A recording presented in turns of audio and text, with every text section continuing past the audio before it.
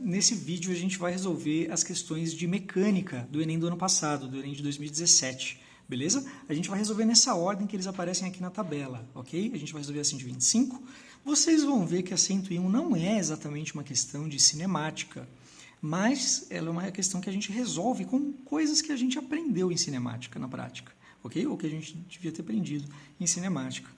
Aí depois a questão 93 de dinâmica a gente vai resolver, a 124, a 103 eu vou deixar para a gente falar depois, ok? Em termodinâmica, e nós vamos terminar resolvendo a questão 97. Como eu comentei para vocês no primeiro vídeo, além da resolução, eu vou fazer comentários sobre como essas coisas poderiam cair novamente esse ano, né? De maneira diferente. Vamos começar então com a questão 125, vamos lá. Olha só. Leiam ela aqui comigo. Ela é uma questão que, como vocês viram ali atrás, eu considerei de nível médio. Eu não estranharia se alguns alunos considerarem ela de nível médio para difícil, porque ela é um pouquinho trabalhosa, tá? Ela é uma daquelas questões de cinemática que dão mais trabalho, ok? Como vocês podem ver, deixa eu voltar aqui na planilha, foi uma das questões mais chatinhas, ok? Junto com a 124, com a 111, com a 134, ok? Mas vamos a ela, então. Ela é um pouquinho mais demorada do que as outras, vocês vão ver. Vamos lá. O motorista que atende a uma chamada de celular é levado à desatenção, ok? Aumentando a possibilidade de acidentes ocorrerem em razão do aumento de seu tempo de reação. Considere dois motoristas. O primeiro, atento, e o segundo, utilizando o celular enquanto dirige. Eles aceleram seus carros inicialmente a 1 metro por segundo ao quadrado. Okay? Então, nós temos aqui a aceleração dos dois.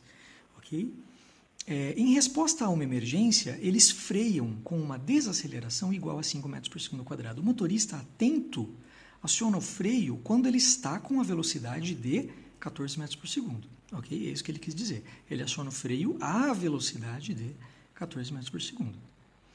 Tá? Enquanto o motorista desatento, em uma situação análoga, leva 1 segundo a mais para iniciar a frenagem. Que distância o motorista desatento percorre a mais do que o motorista atento até a parada total dos carros? Beleza, vamos lá. Vamos fazer essa questão aqui. Vamos lá, 125. Opa, deixa eu pegar outra caneta. 125. Ok. Primeiro, galera, vocês viram que esse exercício, ele fala que eles começaram acelerando a 1 metro por segundo ao quadrado, ok? E depois eles desaceleraram. Em momento nenhum eles andaram com velocidade constante. Primeiro eles estavam acelerando. O primeiro cara, quando ele chegou nessa velocidade aqui, acelerando, ele começou a frear. Ou seja, desacelerar. O segundo cara, ele demorou um pouquinho, ele continuou acelerando por mais tempo. E depois ele já começou a desacelerar também. Então, o que nós temos aqui, galera, é um movimento uniformemente variado, ok? Ou, se vocês preferirem, um movimento retilíneo uniformemente variado, que é aquele que tem uma aceleração constante e, portanto, a velocidade varia, beleza? Quais são as fórmulas do MOVE, ok? Ou do movimento retilíneo uniformemente variado, pessoal? São algumas fórmulas que a gente precisa lembrar, beleza? A primeira delas, que talvez venha à nossa cabeça primeiro, é a do sorvetão. Vamos lá. A posição em um instante t é igual à posição no instante inicial, mais a velocidade vezes o tempo, mais a aceleração vezes o tempo ao quadrado sobre 2, ok? Sorvetão. Beleza? Essa é a fórmula do sorvetão. Outra fórmula importante, essa fórmula aqui, ó. V igual a V0 mais AT. Tem gente que tem frasezinha para ela, as frases variam, beleza? Se você não lembra dela, essa fórmula aqui é a mesma coisa que usar essa fórmula aqui, ó. A definição de aceleração. Aceleração é a variação da velocidade pela variação do tempo. Quanto muda a minha velocidade em um dado intervalo de tempo, ok? Dá na mesma usar essa fórmula aqui ou aquela, tá? Você vai ver que aqui dentro, o T0, a gente vai considerar T0 igual a 0, passa esse T multiplicando, pega o V0 que está aqui dentro, joga para lá, é a mesmíssima fórmula, tá? Beleza, que fórmula mais é importante para o MOVE? A fórmula de Torricelli, beleza? Que às vezes a gente esquece. Se você esquecer de Torricelli, não tem problema, usando essas duas aqui dá para se virar, mas é sempre bom lembrar de Torricelli, beleza? Torricelli diz que a velocidade final ao quadrado é igual à velocidade inicial ao quadrado mais 2 vezes A vezes ΔS. beleza? Essas são as fórmulas que a gente vai poder utilizar nesse exercício. Então vamos lá, a gente vai dividir em dois casos, pessoal, que é o caso enquanto eles estão acelerando, e enquanto eles estão desacelerando.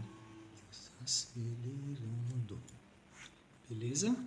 Enquanto eles estão acelerando, a aceleração dos dois, tanto a aceleração do motorista atento, era 1 metro por segundo ao quadrado, quanto a aceleração do motorista desatento, era 1 metro por segundo ao quadrado, e a desaceleração, quando eles frearam, dos dois é igual, de novo, e é de 5 metros por segundo ao quadrado, ok? Só que a gente tem que colocar um sinal de menos, porque agora é uma desaceleração, está atuando no sentido oposto da trajetória, beleza? Então vamos lá. Ele disse que os dois partiram com velocidade inicial nula, ok? Então a V0 de A é 0 e o V0 do atento e do desatento, as duas são velocidades nulas. E ele disse que a velocidade final do atento era 14 metros por segundo, quando ele saiu da aceleração e começou o movimento de desaceleração. Beleza. No final das contas, a pergunta que ele faz é o seguinte, qual a distância qual a diferença de distância entre eles? Okay? O atento vai percorrer um ΔS total, ok? ΔS do atento, e o desatento vai percorrer um outro ΔS, ΔS do desatento. O desatento vai andar mais, ok? No total. Vai andar mais do que o atento. E eu quero saber quanto que dá a diferença. Quanto que o desatento andou, quanto que o atento andou, eu quero saber essa diferença. Então, galera, a gente tem que se concentrar nas distâncias percorridas. Vamos lá. Você percebe que nesse quadro aqui, ele não deu nenhum valor de tempo até agora. Ok? Pelo menos para o piloto atento. Então, gente, convém a gente usar a Torricelli. Lembra da piadinha? Tá sem tempo? Usa Torricelli, porque Torricelli não inclui o tempo. Beleza? Vamos usar então Torricelli para o cara atento. A gente pode escrever que a velocidade final do atento ao quadrado é igual a velocidade... final é igual a inicial do atento ao quadrado mais 2 vezes a aceleração do atento vezes o deslocamento do atento. A velocidade final dele é de 14, que vai ao quadrado. A velocidade inicial era de 0. A aceleração dele é de 1 e o ΔS é o que a gente vai descobrir. Beleza? Vai ficar desse lado... Quanto que dá aqui, galera? Dá 169, 196. Deixa eu fazer rapidinho. 16, 14... Peraí, 4, 5. Ok. Com 14 aqui dá 196. 196 é igual a 2 vezes o ΔSA.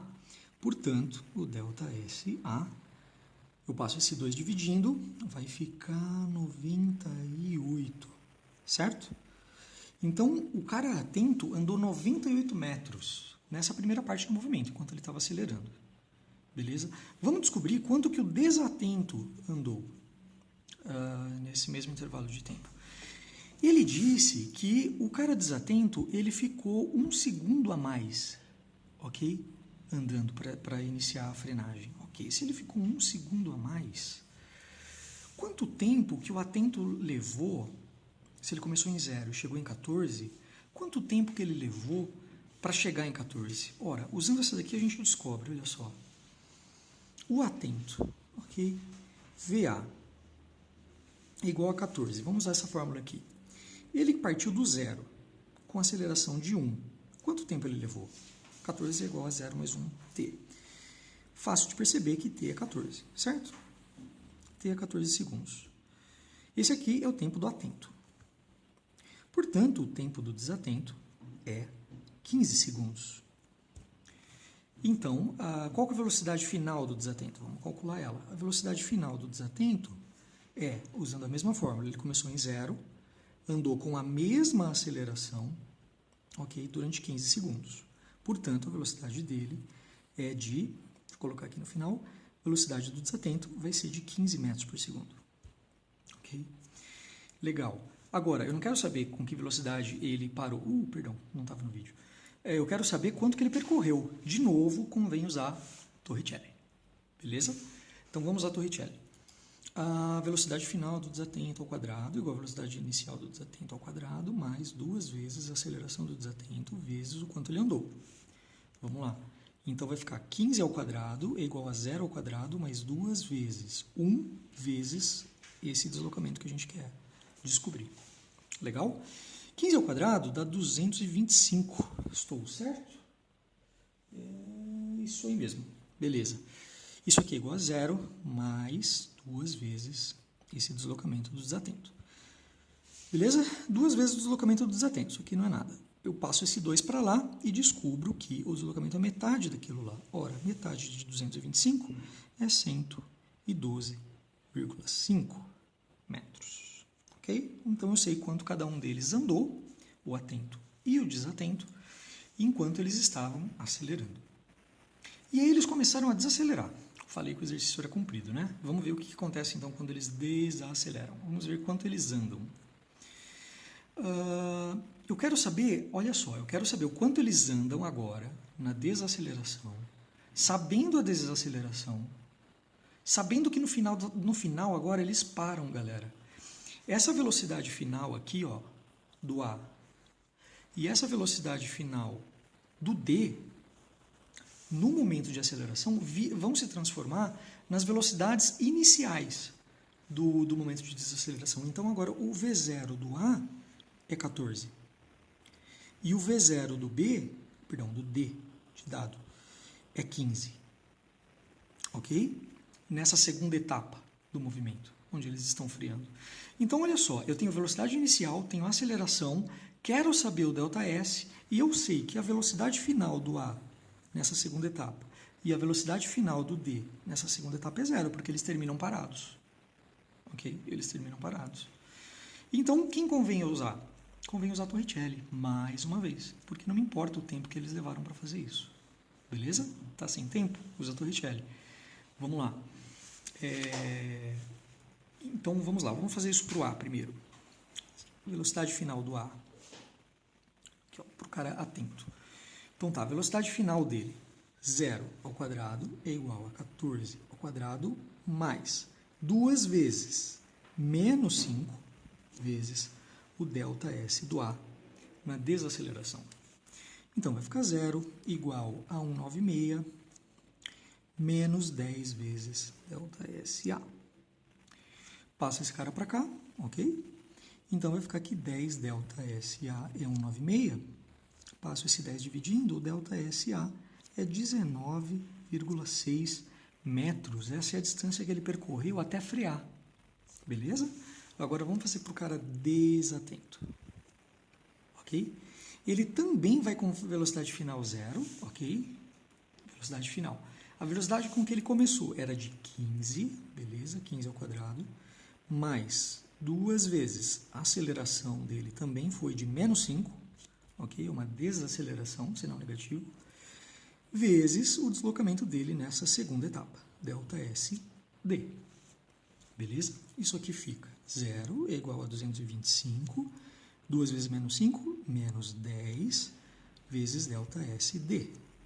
Mesma coisa, passa esse cara para cá, 10 ΔSD é 225, ΔSD, passo 10 dividindo, é 22,5 metros. Ufa, beleza. Agora, eu consegui 4 ΔS ao longo desse exercício, ok? ΔSA, ΔSD, ΔSA, ΔSD. Na parte da aceleração e na parte da desaceleração. Como é que eu uso esses valores? Bom, eu tenho que saber, olha só o que o exercício me pede, até a parada total dos carros. Isso está considerando desde que o movimento começou, ok? Desde quando eles começaram o movimento até trocar o movimento e terminar tudo. Beleza? Então eu tenho que somar esses caras. Olha, ok? Então vamos fazer assim, ó. O ΔS do A total, ok? É a soma daqueles dois ΔS do A. Portanto, é 98 mais 19,6, que dá, vamos lá, 0,6, 9 com 8 dá 17, vai 1, 10, 11. certo? Isso mesmo. Beleza, ok? Isso em metros. Tá tudo no sistema internacional aqui, bonitinho. Ok? E o deslocamento total do cara desatento? Deslocamento total. Ok? Primeiro ele andou 112,5 metros e depois ele andou 22,5 metros. Quanto que dá isso daqui? Meio com meio, vai um para lá. 2 com 2, aqui vira um 5, aqui vira um 3 e aquele 1 fica sozinho. Certo? 135. Olha só, o desatento andou mais do que o atento, como a gente imaginava, né?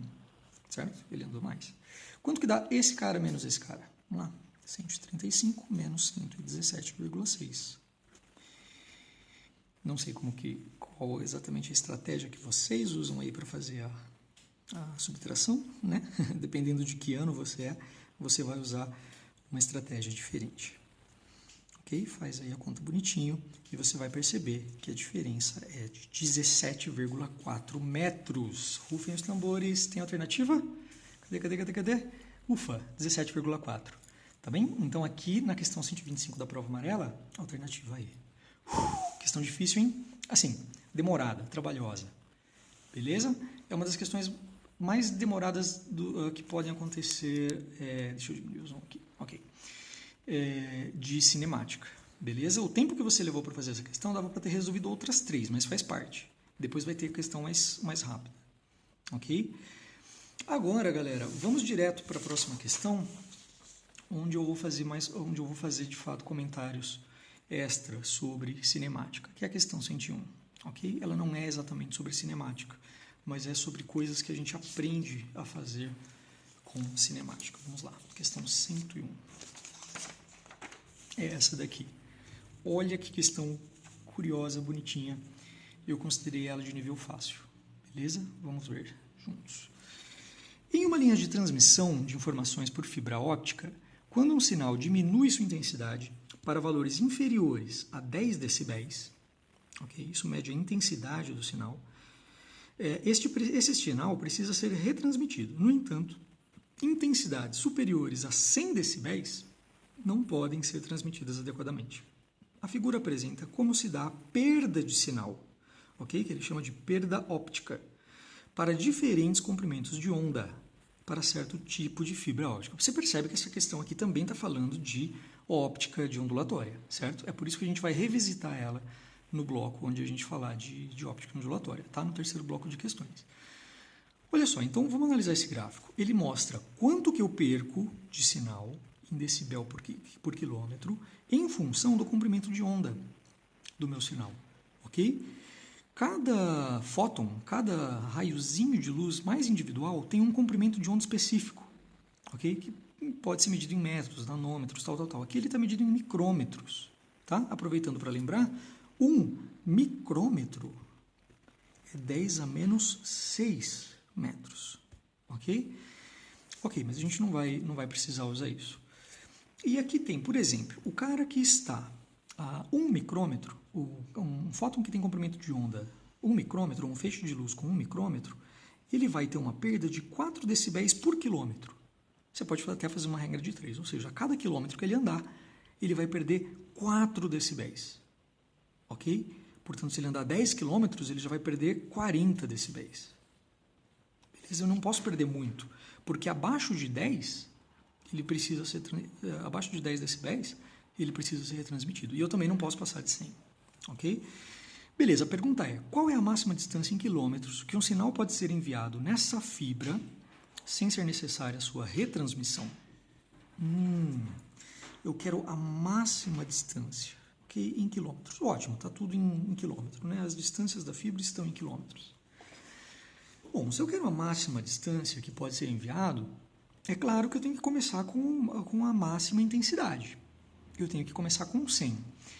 Galera, eu vou resolver essa questão primeiro de uma forma meio intuitiva, sem fazer muita conta, sem colocar fórmula. Depois eu vou mostrar uma forma mais algébrica, tá bom? Vamos lá. Então, eu quero começar com 100, ok? Eu quero começar com 100 decibéis, porque eu posso. Porque, afinal de contas, eu quero a máxima distância possível, certo? Se é possível usar 100, é possível usar 100? É possível, porque ele fala, ó, Intensidades superiores a 100 não podem ser transmitidas. Ou seja, dá para fazer com 100, só não pode ser mais. Beleza. Ok, posso começar com 100 decibéis. Eu quero ter a mínima perda possível. Portanto, não é bom eu usar um comprimento de onda que perde 4 decibéis por quilômetro. Seria melhor eu usar aqui, ó, 0,95. Mas é melhor ainda eu usar 1,22, 1,24 aqui. Mas é melhor ainda eu usar exatamente 1,5. Percebe? Esse é o ponto mínimo do gráfico. Ou seja, a onda que tiver comprimento de 1,5 micrômetro só tem uma perda óptica de 1 decibel por quilômetro. É a menor perda em todo o gráfico. Esse aqui é o ponto ótimo. Então, se eu quero fazer a máxima distância possível, e eu posso fazer o que for possível para isso, é claro que eu vou preferir usar a luz com comprimento de onda 1,5. Ok? E aí eu vou ter perda de 1 decibel por quilômetro. Ok? Se eu perco só 1 decibel e o mínimo que ele pode chegar antes de ser retransmitido, ok? Antes, sem ser necessária uma retransmissão, é 10 decibéis, de 100 para 10, eu perdi 90 decibéis. Ok? Mas para perder 90 decibéis, quantos quilômetros eu andei? Se eu perdi 1 decibel por quilômetro e eu perdi 90 decibéis, isso quer dizer que eu andei 90 quilômetros, certo? Faz sentido, não faz? Ok? Alternativa D. Então, nós pensamos aí, só por raciocínio conseguimos fazer. Dá para matematizar toda essa história. Ok? E é por isso que eu estou colocando essa questão aqui, não na parte de óptica, porque na verdade não foi, na resolução em si, não foi usado um conhecimento de óptica, foi usado um conhecimento, uma habilidade, como o Enem gosta de chamar, do tipo que a gente adquire fazendo cinemática. Ok? Então, deixa eu mostrar isso para vocês, galera, porque isso cai muito em Enem, coisas desse tipo. Ok? Deixa eu fazer nessa folha aqui. Você viu que a gente tinha uma taxa. No caso, a taxa que a gente usou foi super simples, de perder 1 decibel por quilômetro. Já que ele está falando de perda, né, eu vou dar um nome para essa taxa de P. Okay? Vou colocar um P afrescalhado aqui, para não confundir nem com pressão, nem com peso, nem com nada. Okay? Então, essa é a perda. É uma perda de 1 decibel por quilômetro, nesse caso. Eu vou colocar menos aqui, para indicar que é uma perda e não um ganho. Ok? Então é uma taxa de variação que mostra quantos decibéis eu perco por quilômetro. Isso aqui é muito parecido com a velocidade também é uma taxa, que mostra quanto que eu percorro por tempo. E é muito parecido com a aceleração, que mostra quanto que minha velocidade varia por tempo. Ok? Então olha só, se tivesse que existir uma fórmula para perda óptica, essa fórmula com certeza seria assim, ó, a perda óptica é a variação da intensidade, que é medida em decibéis, ok? Deixa eu mudar de cor aqui. A variação da intensidade, que é medida em decibéis, dividido pelo tempo. Não, ele está mostrando quantos decibéis são perdidos a cada quilômetro. Então, dividido pelo deslocamento, pelo ΔS. Ok? Que nesse caso eu não estou medindo no sistema internacional, eu estou medindo em quilômetros, o sistema internacional é metro. Portanto, se é decibel por quilômetro, por análise dimensional, essa perda tem que ter essa unidade aqui. Okay? Talvez eu pegue essa unidade e dê um outro nome para ela, mas com certeza é algo medido em decibel por quilômetro. Isso aqui eu posso reescrever da seguinte forma, olha só. Que a perda óptica é o I final, a intensidade final do sinal, menos a intensidade inicial do sinal, dividido pela distância. Eu vou chamar essa distância só de D, tá? Para simplificar um pouquinho a álgebra, o nosso escrito aqui. Beleza? Passo esse cara para lá. Vai ficar que a perda vezes D é igual a I menos a intensidade inicial. Passo a intensidade inicial para cá, vai ficar que a intensidade inicial mais perda vezes distância é igual a intensidade.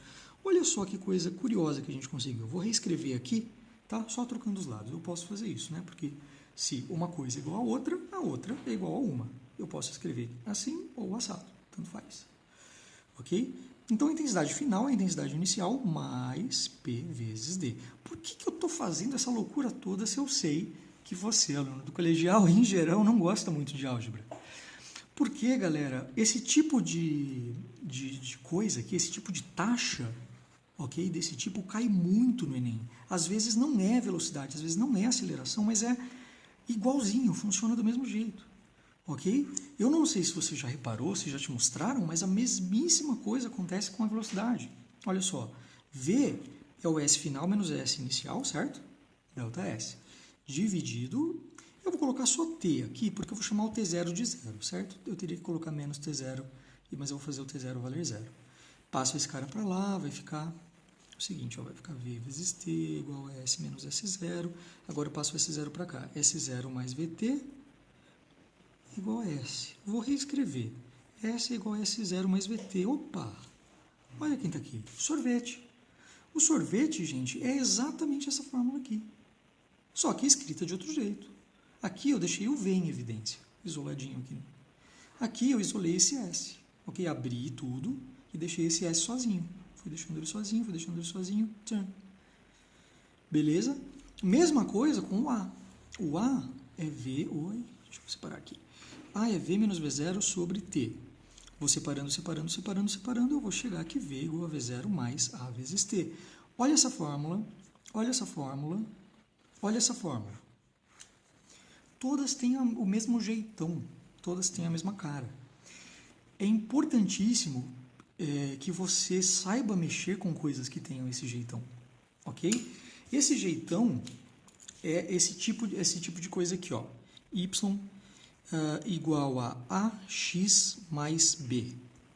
O que é AX mais B na matemática? É um gráfico de reta, ok? Vou fazer um gráfico de reta desse tipo aqui, ó. Y, X, tcharam, corta aqui no ponto B.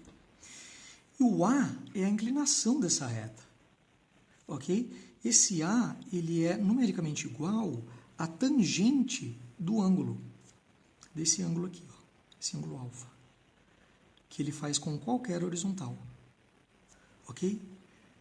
É o coeficiente angular, chamado coeficiente angular. E o B é o ponto onde a reta corta o eixo Y, beleza? Então, eu estou aproveitando essa questão aqui para fazer vocês lembrarem disso. Tudo que tem esse jeitão, onde eu tenho uma variável, olha aqui a variável, um cara constante, olha o cara constante aqui. Outro cara constante que está sozinho, igual a outra variável, que me interessa. Tudo que tem essa cara, y igual a x mais b, é um gráfico de reta. E a gente tem que saber trabalhar com esse gráfico de reta, ok? Isso tem uma interdisciplinaridade entre física e matemática. Ok? Poxa, André, mas não precisava de tudo isso. Claro que não, com certeza não. Eu não precisava ter feito tudo isso aqui. Mas, talvez numa questão mais elaborada, com números mais difíceis, ok, fosse conveniente, ou fosse até mesmo necessário. Ele poderia, inclusive, ter pedido a equação, ok? E aí a gente ia ver que, nesse caso aqui, galera, a intensidade do sinal ia ser 100 menos 1 vezes a distância percorrida, ok? Quando a distância percorrida for igual a 90, a intensidade vai ficar 100 menos 1 vezes 90, que é a intensidade mínima, que é 10. Ok? Aí eu cheguei naquela intensidade mínima que eu já preciso retransmitir. Beleza? Legal. Acabamos a questão 101. Vamos ver qual é a próxima. Quantas folhas? Fizemos a questão 101. Vamos para a questão 93, de dinâmica. Ok, cadê ela? Para estar aqui, ok, aqui está. Questão bem interessante, também considerei de nível fácil, ok? Olha só, bem interessante, bem bacaninha essa questão. Em uma colisão frontal entre dois automóveis, a força que o cinto de segurança faz sobre o tórax e o abdômen do motorista pode causar lesões graves nos órgãos internos, tá? Pulmão e os órgãos ali da cavidade abdominal. Pensando na segurança do seu produto, fabricante de automóveis realizou testes em 5 modelos diferentes do cinto. Os testes simularam uma colisão de 0,3 segundos de duração, ok? Ou 3 décimos de segundo, ou 30 centésimos de segundo, ou ainda 300 milésimos de segundo. Ok? 0,3 segundos de duração. E os bonecos que representavam os ocupantes foram equipados com acelerômetros, ok? Porque eles foram desacelerados, então foi medir essa desaceleração deles. Que aqui está colocada como positiva, mas é só uma questão de referencial, para onde que aumenta, para onde que diminui, né? Tecnicamente é negativo, mas como é todo mundo negativo, a gente bota só o módulo aqui. Uma desaceleração, na verdade. Este equipamento registra o módulo da desaceleração, tá? Falou aqui, do boneco em função do tempo. Os parâmetros, como massa dos bonecos, dimensões dos cintos e a velocidade imediatamente antes e após o impacto, foram os mesmos para todos os testes. O resultado final obtido está nesse gráfico de aceleração em metros por segundo quadrado por tempo em segundos. Então nós temos cinto 1, 2, 3, 4, 5. Qual modelo de cinto oferece o menor risco de lesão interna ao motorista? E agora? Tem alguns cintos, olha só, olha a escala do gráfico. O tempo está variando de 0 segundos até o 0,3 mesmo. Esse aqui é todo o tempo que durou a pancada, galera. Esse aqui é o tempo da batida de um carro com o outro. Ok? Alguns cintos, como esse daqui, ó, o pontilhadinho, que é o cinto 2, ele atuou por bastante tempo. Esse outro de linha cheia, que é o cinto 4, também atuou por bastante tempo. Os outros 3 tiveram um pico de atuação. Ok? Esse aqui, por exemplo, só atuou durante 15 segundos, sendo o pico dele em 0,05. Né? Ele atuou em 0,15 e teve um pico em 0,05. Esse daqui também teve um pico no intervalo de tempo curto, esse daqui também. E aí, o que é melhor? É melhor que ele atue por um tempo longo de intensidade baixa ou é melhor que ele atue por pouco tempo com intensidade alta? É essa a grande questão. Aí você pode pensar também, é melhor que ele atue no finalzinho do choque ou no comecinho do choque. Isso tanto faz, galera. Isso não importa. Então, entre os cintos, quem que é esse daqui fininho? 3 e o 5, tanto faz, praticamente. Porque eles têm o mesmo perfil, praticamente. Ok? Eles atuaram com uma grande desaceleração, uma aceleração intensa, bem maior que a gravidade, galera. Olha isso. A gravidade está aqui, ó, 10 metros por segundo ao quadrado. Esse cara aqui chegou em absurdos 190, quase 200 metros por segundo ao quadrado. Isso daqui é 20 vezes a aceleração da gravidade. Bom, tendo dito isso, eu acho que eu convenci você que isso não deve ser muito agradável, né? Se o Goku precisava ser super forte para poder treinar com a gravidade não sei quantas vezes aumentada lá naquela cápsula, porque senão ele ficaria caído de cara no chão, todos dolorido. Então, porque não é gostoso ficar submetido a uma aceleração forte. Realmente não é. Tá? Então, a gente quer a menor aceleração possível. Então, por conta disso, pura e simplesmente, o melhor perfil para a gente, galera, é o cinto 2. De longe. Tá? De longe ele é melhor que os outros. Então, nós temos a menor aceleração. Beleza? Então, dá para resolver essa questão simplesmente com isso. Uma aceleração menor possível é mais confortável e menos perigosa para a gente. Isso tem a ver, galera, com o seguinte. Quando a gente tem uma aceleração aplicada em um objeto com massa, ora, tudo tem massa. Né? A única coisa que não tem massa é luz. O resto, toda entidade física tem massa. Quando nós temos uma aceleração diferente de zero aplicada numa massa, nós temos uma força. O que uma força causa? Okay? Essa aqui é a fórmula, aliás, da força resultante. Essa é a segunda lei de Newton. Isso aqui tem a ver com o conceito de o que uma força causa. Geralmente, a força causa realmente a aceleração. E aí nós usamos bonitinha a segunda lei de Newton. Mas tem uma outra coisa que a força pode causar. E geralmente ela causa aceleração. Ela pode causar deformação, galera, se o corpo não for rígido. O nosso corpo não é perfeitamente rígido. Porque nós não somos um bloquinho que não afunda, né? O cinto aperta a gente. Existe uma deformação do tórax e do abdômen quando o cinto aperta a gente numa colisão. Okay? Forças também causam deformação. Quando elas não conseguem causar aceleração e o corpo não é perfeitamente rígido, a gente não é feito de diamante, okay? A gente não é aquela mutante lá, que eu esqueci o nome, a gente sofre uma deformação. Então, isso é desagradável. Então, a gente quer estar submetido à menor força possível. Para ter a menor força possível, a gente tem que estar submetido à menor aceleração possível, tá? Para não ser desconfortável ou até mesmo fatal, ou muito perigoso. Beleza? Essa é a questão 93. Tem algum comentário que eu queria fazer sobre 93? Um momentinho só, deixa eu ver aqui o que é.